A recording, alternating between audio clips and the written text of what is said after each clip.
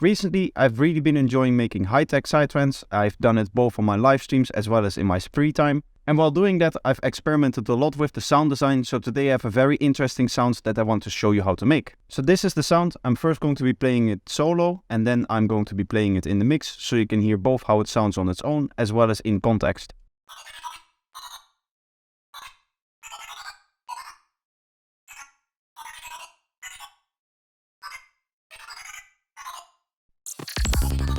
Warning.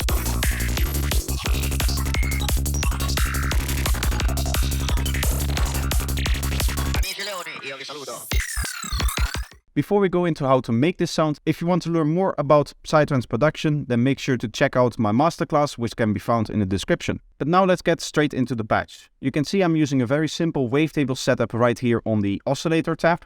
But if you look in the effects tab, there's a little bit more interest going on, and a lot of the sound texture actually comes from the chorus that is in this sound. It also comes from the wavetable that I'm using and the way that I'm modulating it. And this wavetable is one of the wavetables from my wavetable pack under the flanges category here. You should be able to purchase the full pack or even download the free one. In the free one there should be 2 or 3 of these flanges included, and obviously in the full one you get all of these here. But I'll also show you how to make a wavetable like this, so you don't actually have to go out and purchase it or download the free version. So in order to make it, you need some kind of gritty tone like this. So this is what we have. This is just kind of like a static tone from my other pack. This is the tones pack, and I've gone with 34. Again, there's a free version available, and you should just look for something that sounds gritty, something like this. You can also use another wavetable if you don't have the tones pack, but these are the characteristics that you should look for. So you can hear some nice grittiness, and you can hear that the high end is distributed throughout the whole wave cycle. Those are the important characteristics of this waveform that we're using. So then, in order to create the wavetable from this waveform, all we have to do is run it through a flanger. We're going to turn it on like this, and then we're going to set up a modulation. You can see I've already done it. And you can copy these parameters here, but you can also experiment with those to get different textures and sounds. Then with the LFO set to trigger mode and the length to a bar, what you can do is you can hit resample to oscillator B. Now this will give you a wavetable actually, so you can see that this morphs. And this wavetable, without it going through the filter, sounds like this. So that flanger is actually captured into the wavetable. And what you can do now is you can repeat this process over and over again, and this is going to exaggerate the flanger effect. So we're going to do it with the exact same modulation in order to actually exaggerate that effect. What you can also do is change out flangers or change the modulation, change the way that this is going, change the way that it moves for some more creativity. Again, there's something that you can experiment with. But we're just going to resample again. So now we have this one that is run through it twice, and again without the filter, just this wavetable sounds like this. So now you can go up here and you can save this. I'm just going to save it in this user folder.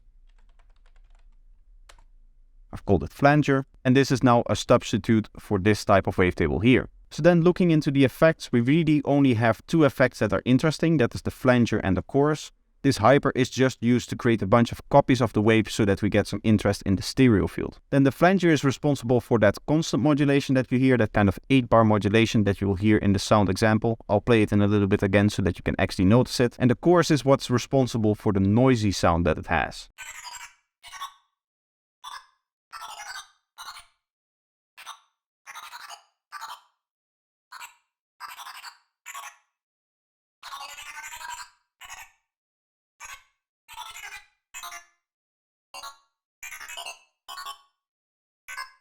So for the flanger, what I've done is I've gone with the depth all the way up, and then I've given it quite a significant amount of feedback. I've left it out of phase, so again that will help with the stereo width, because the left and the right are out of phase with each other, the modulation. And then I've set the rate to 8 bars, so that you get that slow modulation coming over a nice kind of even amount of time. Looking at the fills here and where everything is happening, that's happening in sections of 8 bars. So here's one, and then here's another part. You can see that that's kind of where the fill is happening. For the chorus, what I've done is I've left the rate and the delays as they are. I've just toned down the depth a little bit and I've upped the feedback by quite a lot. This actually means that it's going to feed back into the chorus, and that's going to give it kind of like a washed out reverby effect. So it's going to add some length to the sound, and that's what you hear in that noisy, washy out kind of texture that it has in the high end. The reason why it has it in the high end is because I've turned this into the high pass filter. You can shift between a low pass filter and a high pass filter. And then here you have its cutoff frequency, which I've left at 1K. Now, if you just leave it as it is, if you just leave it open like this, what you'll hear is that it gets really, really washed out. And that's not really what we want.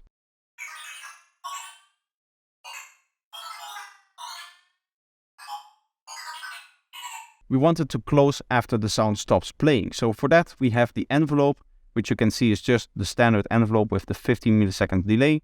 And that's being added to the mix here, which means that this is going to modulate down the mix as the release goes down, and therefore it cuts off that audio that still lingers from the washing out of the feedback. This is again, the feedback means that the signal from the chorus is being processed by the chorus and then partially goes back into the input of the same chorus, with obviously a delay between 0 and whatever value that this is, 14.5 milliseconds. So that's washing out the sound. Now after that, all I've done is I've added a reverb. This is M Turbo Verb, and you can copy the settings if you want. It's a very low reverb because high tech does tend to be a little bit more of a drier genre, I've noticed. So we have a short reverb.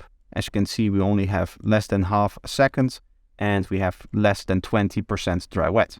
And that's the whole sound. That's how you make this.